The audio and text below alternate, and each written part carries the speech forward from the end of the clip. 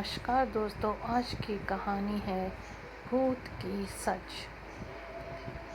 एक रात 3 बजे मेरे बेडरूम की खिड़की, जो कि दूसरी मंजिल पर है, के बाहर चमकती रोशनी और धूप की तेज गंध थी।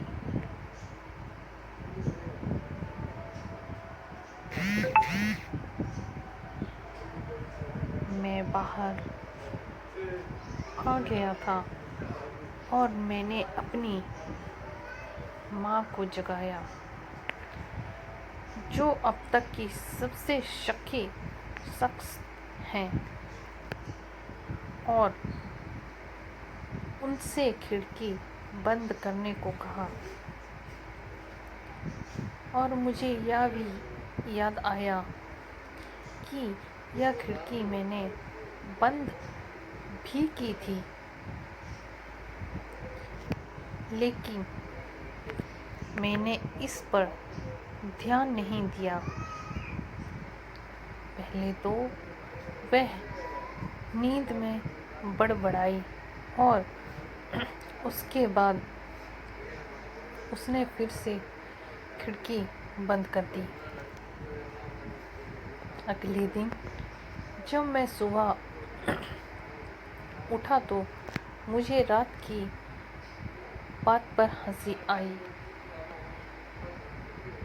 मुझे लगा कि यह एक कल्पना थी।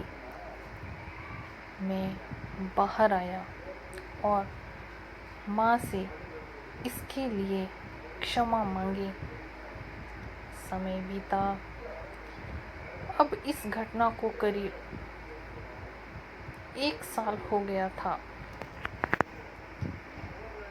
मुझे एक बहुत ही खूबसूरत लड़की से प्यार हो गया था। मैं आज उसके साथ डेट पर था। वह बड़ी ही खूबसूरत दिख रही थी।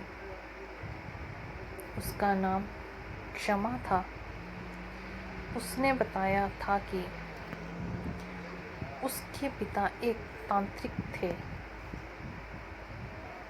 और उसे भी इन सब के बारे में बहुत पता था। और शायद यही कारण था कि मैं उसकी तरफ आकर्षित हुआ,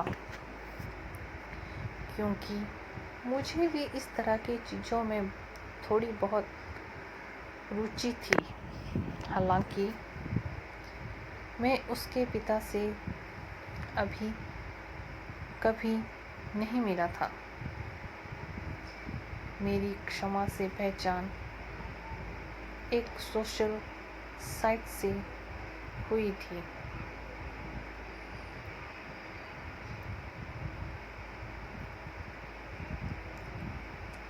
बातों बात में उसने बताया कि हाल ही में उसकी दोस्त मोनिका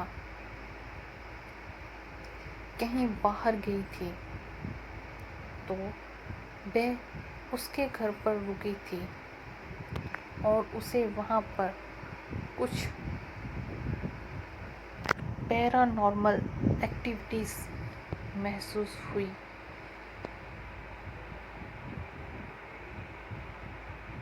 मैंने जब मोनिका से इस बारे में बात की तो उसने बताया कि हाँ, कुछ दिन से वहाँ कुछ डरावना सा हो रहा है। तब मैंने कहा कि ठीक है, मैं इसे ठीक कर सकती हूँ।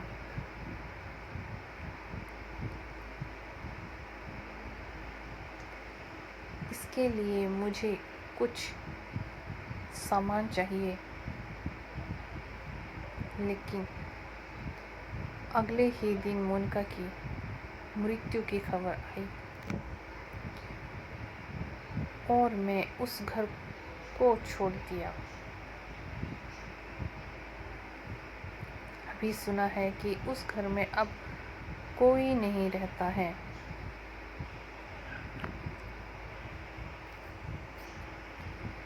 क्या आप उस घर पर चलना चाहोगे? यह बहुत ही रोमांचक होगा। क्षमा ने कहा, क्या तुम पागल हो गई हो? यह सच है कि मैं इन सब चीज़ों में इंटरेस्ट रखता हूँ, लेकिन मैं इसे लेकर पागल नहीं हूँ, मैंने कहा। अरे यार, मैंने तो झूठ बोला था। उस घर में कोई भूत वगैरह नहीं है, लेकिन वह रूम अभी खाली है और वहाँ हमारे और तुम्हारे अलावा और कोई नहीं होगा। क्या ख्याल है?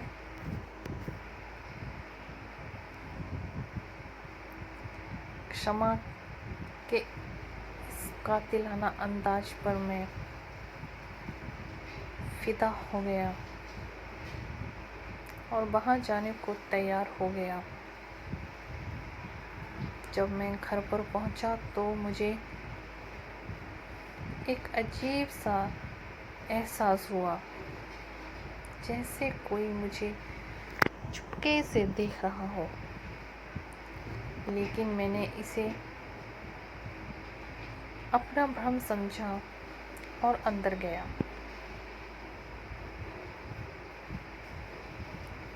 यह रूम कितना मनहूस दिख रहा है। कितने दिनों से खाली है? या मैंने क्षमा से पूछा। बस कुछ ही दिनों से, या क्षमा ने छोटा सा उत्तर दिया। हम बेडरूम में आ गए थे। हमने वहाँ एक लंबा किस किया। तभी मुझे हॉल में किसी के चलने की आवाज़ सुनाई दी। यह भ्रम नहीं हो सकता, जरूर यहाँ कोई है, मैंने सोचा। मैं चुपचाप बेडरूम से बाहर आया और धीरे धीरे से हॉल में झांका, लेकिन वहाँ कुछ भी नहीं दिखाई दिया। मैं गेस्ट रूम में भी देखा, लेकिन कोई नहीं था। मैं वापस लौट रहा था कि मुझे एक काला मानव शरीर वहाँ दिखाई दिया। वह एक परछाई थी, भूत की। मैं तेजी से बेडरूम की तरफ भागा। मैं बहुत घबराया हुआ था। मैं जोर से चिल्लाया, लेकिन मेरी आवाज़ नहीं निकल रही थी। मैंने देखा कि क्षमा वहाँ दिखाई नहीं दे रही थी।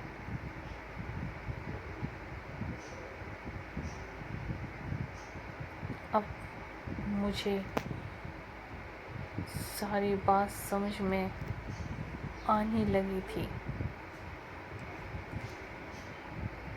मैं तेजी से भागना चाह रहा था। मैं जैसे ही दरवाजे की तरफ बढ़ा, वहाँ क्षमा खड़ी थी। उसका पैर उल्टा था।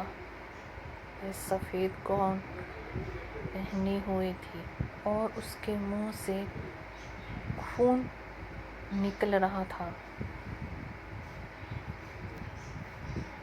मैं बुरी तरह से डर गया। मुझे लगा कि अब मैं नहीं बच सकता। मैंने यहाँ आकर यहाँ क्यों मैंने इस लड़की के चक्कर में आकर ही बड़ी गलती कर दी।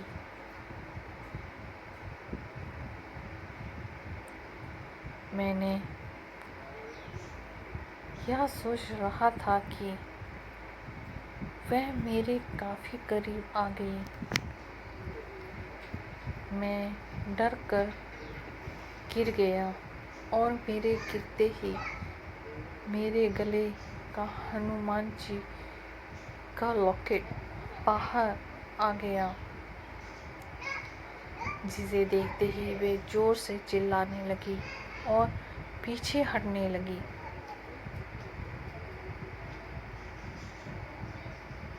मैं हनुमान चालीसा पढ़ने लगा और हनुमान चालीसा पढ़ते हुए मैं उस घर से बाहर आया और गाड़ी में बैठकर तेजी से वहाँ से निकला। मैंने सोचा आज मुझे नया जन्म मिला है। मैंने अपना सोशल साइट का अकाउंट हमेशा के लिए बंद कर दिया। धन्यवाद।